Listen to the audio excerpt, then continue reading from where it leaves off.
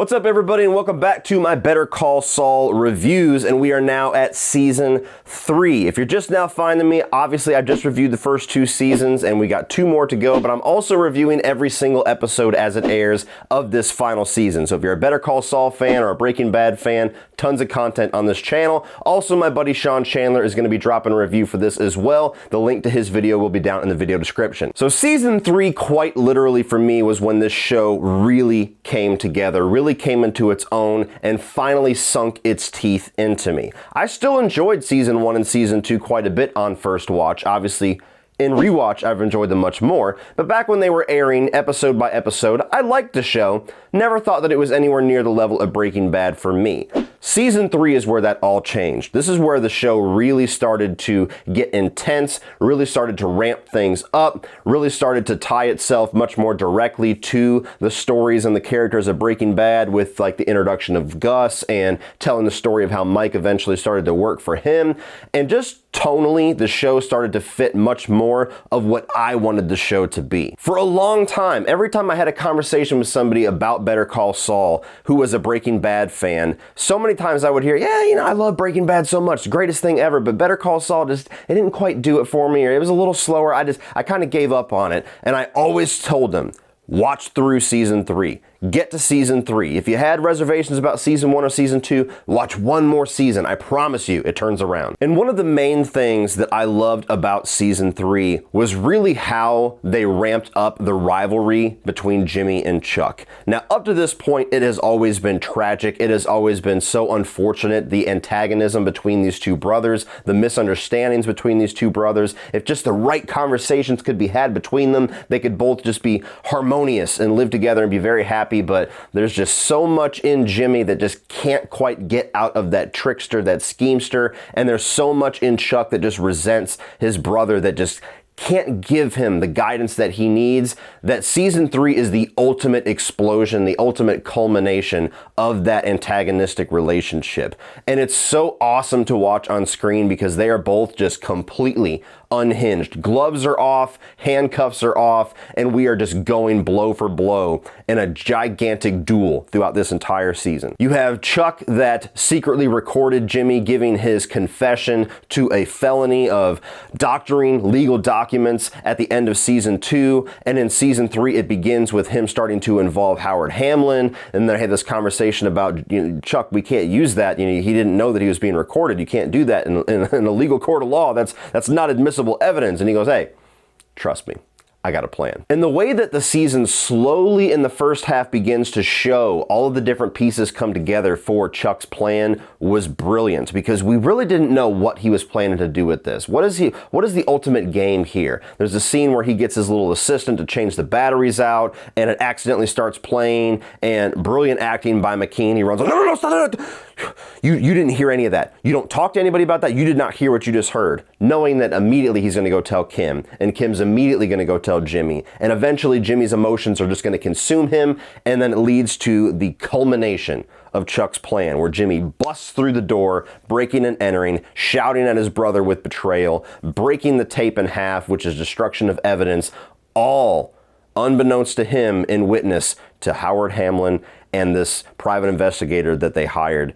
And all of a sudden, Chuck's plan comes to fruition. It was never about getting him busted for that felonious act in Season 2. It was about getting his emotions to consume him and commit another crime in front of witnesses. And that right there is the dovetail to another thing that I loved about Season 3, is that the writing in this season is so sharp that all of the different schemes that all the different characters are all involved in throughout this season are brilliant. First of all, that mastermind shit that Chuck just pulled off was just so entertaining and shocking to watch. And then whenever the gloves are finally off and Jimmy realizes that his brother just hates him, his brother wants him to fail, there's no resolving this antagonistic relationship, and Jimmy finally just goes full schemester against his brother for the first time ever. He's done things against his brother. He's done things that certainly fucked his brother over a little bit, but there was always some regret there. There was always a little bit of hesitation. There was always some remorse, to the point where he confessed at the end of Season 2. Season 3, no fucks given. I am taking Chuck down. And the way that he spins the story in court about, yes, you just heard me give a confession to a felony, but I was lying. This guy had tinfoil wrapped around his entire goddamn house. I was in shock. I was in fear of my brother's mental state, and I just told him whatever I thought would make him feel better. Very convincing spin. And then the eventual scheme where he gets Huel to plant the cell phone battery inside of Chuck's pocket, knowing full well that his condition is all mental, it's all psychosomatic, and proves it in front of the jury that he has had this full charge battery inside of his pocket throughout the entire day of trial. And then he shockingly gives it over, proves to the jury that he's full of shit, and then Chuck just loses his mind and he gets his brother to use his emotions against him, just the way that Chuck got Jimmy to use his emotions. And he goes on this big ass rant about he hates Jimmy, doesn't want him to be a lawyer, and just rants and rants until he looks like an absolute psychopath. And not only eventually loses the trial, at least for the way that he wanted it to be. Jimmy walks away with a year's suspension instead of complete disbarment, but he basically loses his career at that point. Ultimate schemes between brothers, this ultimate back and forth pull and tug that is tragic but so on fire and entertaining to watch in season 3. And even outside of the Jimmy and Chuck rivalry, there is also other schemes going on this season that are just so entertaining to watch, one of which was heartbreaking, that just killed me. And that's where Jimmy loses his ability to be a lawyer, his ability to practice law, but he's already paid for all of this airtime for these commercials that he makes. And so he decides to take that and spin it into a business under the name of Saul Goodman. First time that he's used that in a professional manner. Call me Saul Goodman. Saul Goodman. Yeah, it's like Saul Good, man.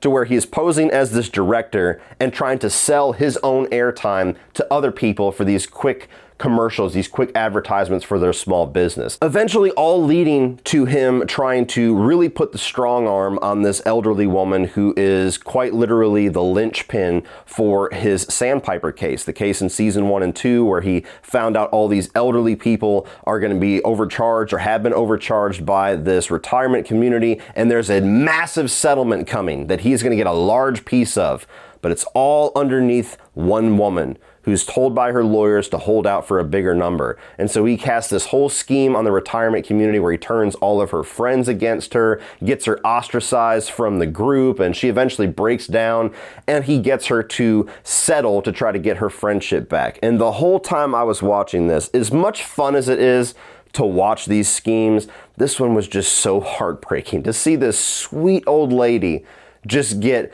victimized by Jimmy's plan so that he can get some money and get turned away and ostracized by all of her friends, especially when you understand the realities of a retirement home and that these friendships quite literally are all these people have sometimes.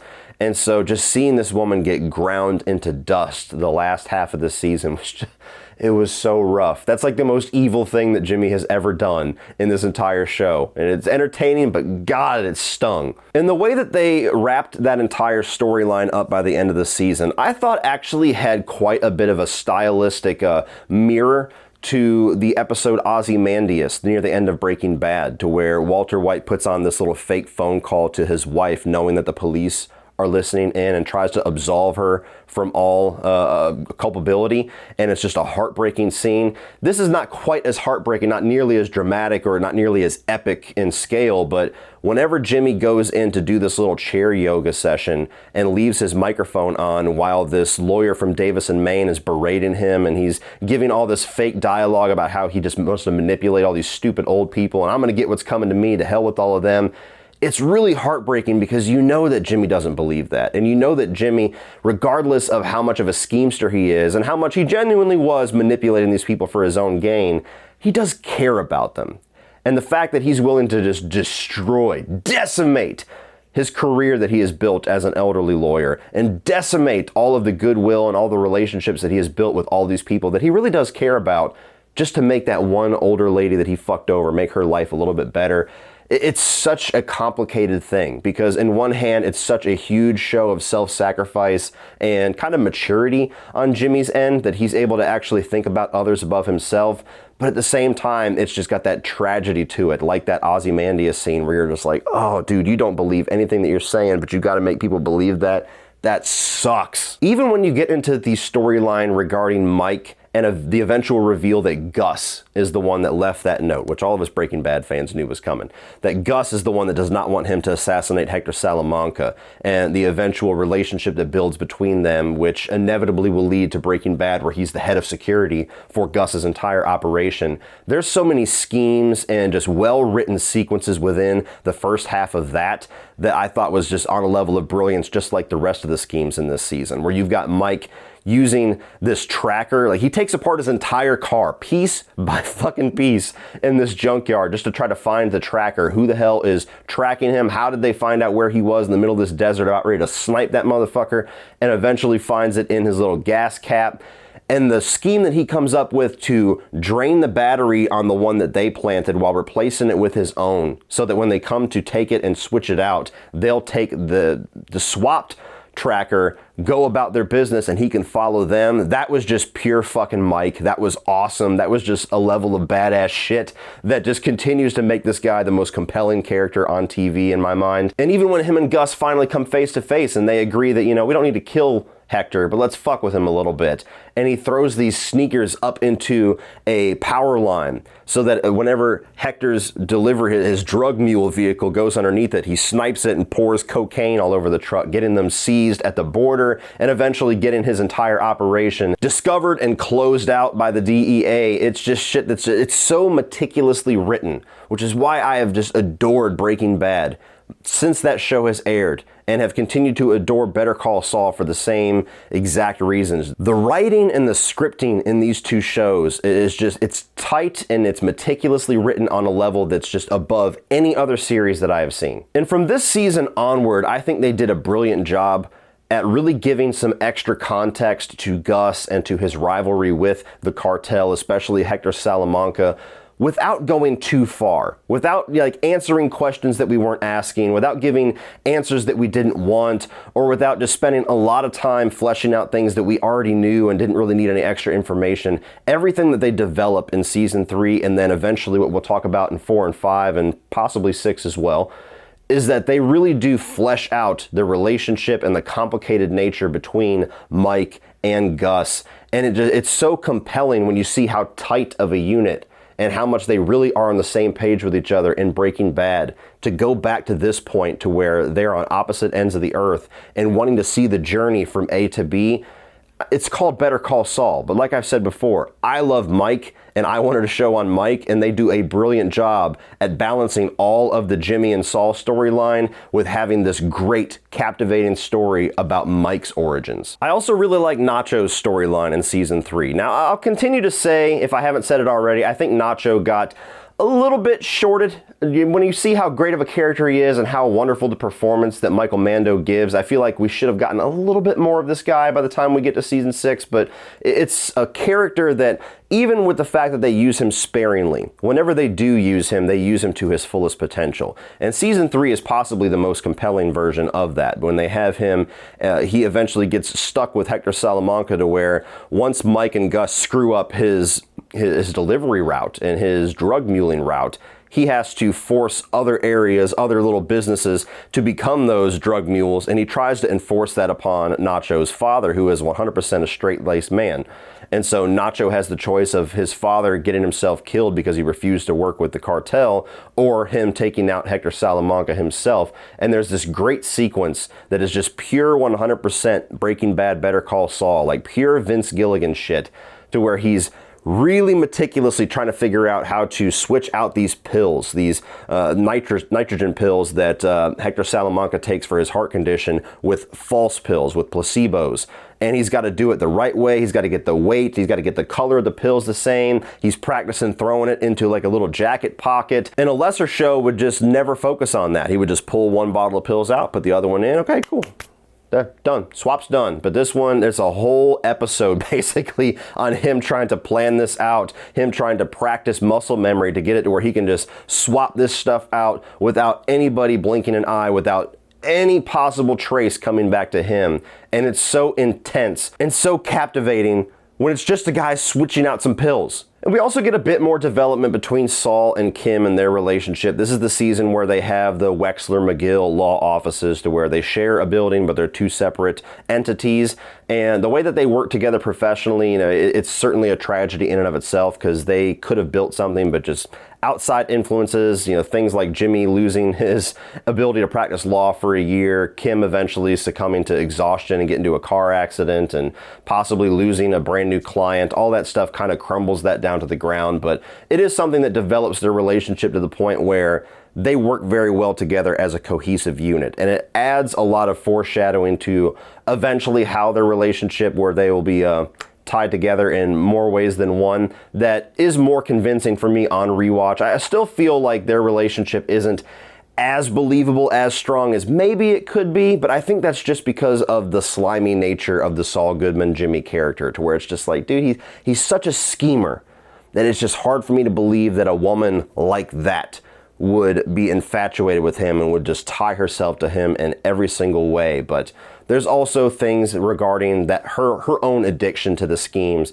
that are better developed in later seasons that make more sense of it than season 3 does. All in all, guys, awesome season of television, awesome season of Better Call Saul. Up to this point, this was certainly the season that was the best thus far for me, and it's so damn good. By the time I get to the end, who knows, it might be my favorite season after this is all over and done with. But season 3 is the point where this show really takes a turn for the better, really starts to sink its teeth into you, and really starts to give Breaking Bad fans more of what they would want from this show. So if you're a fan of Breaking Bad and you've been on the fence or frustrated thus far with the first 2 seasons of Better Call Saul, this is where it's finally going to give you what you want. So check this thing out and go out and buy it.